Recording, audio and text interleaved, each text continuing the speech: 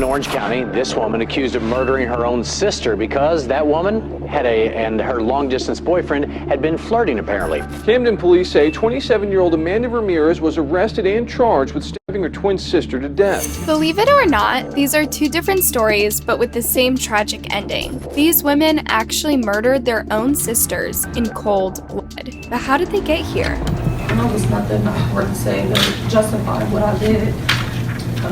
I just want to make it clear that I've never had intention for taking my twin sister's life. And if I could take back what I did, I would in a heartbeat. This is the tragic case of a jealous girl who stabbed her sister for flirting with her boyfriend. And disturbingly, it's not even an isolated incident.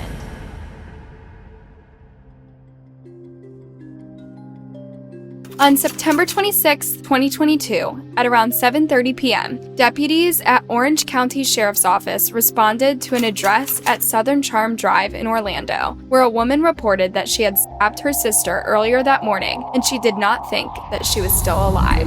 The woman was 21 Fatiha Marzan. When the police got to the scene, they found the sister, 20-year-old Seima Marzan, lying unresponsive in her room with multiple knife wounds. The paramedics tried everything they could to save her, but it was already too late.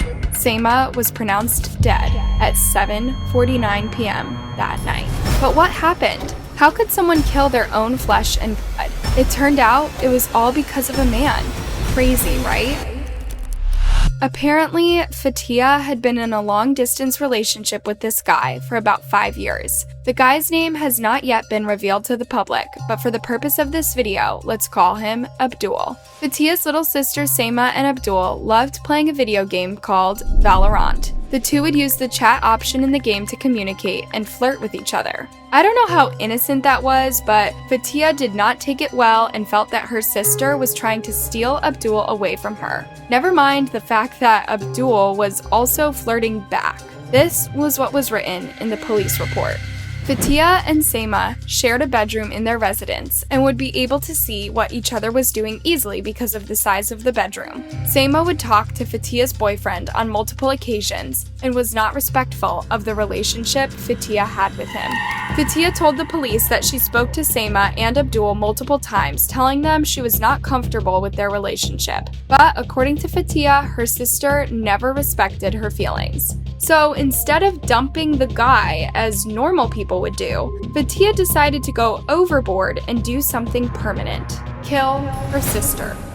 2 weeks before the tragic incident, Fatiha had reportedly found out that her boyfriend had confessed his love for Seima. This totally wilded her out, and she started planning her sister's murder. She went on Amazon and bought a set of dagger-style knives and hid them in a backpack in the closet, waiting for the perfect time to act. According to the police report, Fatiha knew that based on her religion, her family would often pray and stay up late. So, on September 26th, she waited until 4:30 a.m. when she knew everyone was asleep, and she took out one of the daggers and began to attack her little sister, who was sleeping in the bed that they shared.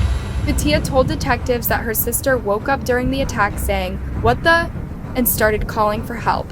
But this did not seem to deter Fatiha, who was on a mission to finish what she had started. She went on to stab Seima 3 to 4 times in the heart as Seima desperately fought for her life.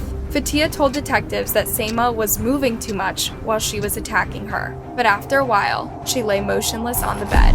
But get this, no one in the family actually bothered to call the police or emergency services for 15 hours after the attack, meaning that Seima slowly bled to death while her family watched. It's not clear what they were doing during this period or if they tried performing CPR, but Fatiha told detectives that she contemplated taking her own life, but was talked out of it by one of her other siblings. After this confession, Fatiha was arrested and charged with first-degree murder. Still, despite having admitted to the crime, she actually pleaded not guilty and is currently being held in jail without bond as she awaits her trial. Now, this case is truly appalling, but as I said, it's unfortunately not the only one of its kind.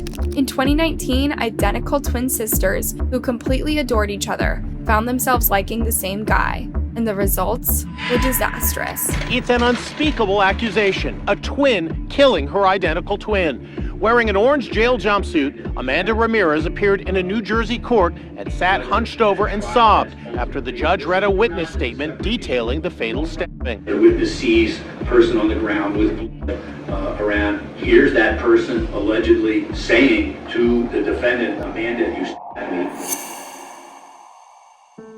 Amanda and Anna Ramirez were said to be completely inseparable. They did everything together and had each other's back. Although they would fight like normal sisters, their bond seemed to be quite strong, and it appeared that nothing could ever stand between them. Well, except for a man. On June 22, 2019, at around 5:30 a.m., the police were called to an apartment in Camden, New Jersey, where an unconscious woman was lying on the street. When they got there, they found Anna still alive, but bleeding from a wound on the left side of her chest. She was immediately rushed to the hospital, where she sadly passed away an hour later. Meanwhile, at the scene, officers observed what appeared to be several bloody footprints leading from the victim's body to the doorstep of Silential Village Apartments. They also noted that Anna's twin sister, Amanda, who was at the scene, appeared to have blood on her clothing. When the officers spoke to Amanda, she said that when she picked her sister up, she appeared ruffled, and when they arrived, Anna started bleeding and collapsed. However, Amanda later changed her story, telling the police that she and her sister were visiting their cousin out of town, and that after an evening of hanging out and drinking, Anna took a cab home. When Amanda arrived 45 minutes later, she told the police that her sister looked ill before collapsing on the ground. During the interview, the police observed that Amanda had some fresh scratches on her face and some cuts on her left hand. When they asked her how she got them, Amanda changed her story once again, admitting that she and her twin got into a physical altercation, but claimed that it was Anna who started it by striking her in the face. Amanda said that the two exchanged multiple blows, and then Anna allegedly went inside the house and came back with a knife. According to the police report, Amanda Ramirez stated that she struggled with her sister for control of the knife and ultimately stabbed her sister in the chest.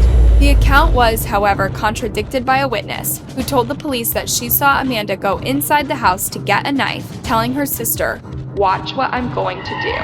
Although the witness did not see the actual stabbing taking place, she reportedly saw Anna bleeding and heard her saying, "Amanda, you stabbed me," which is truly heartbreaking when you think about it.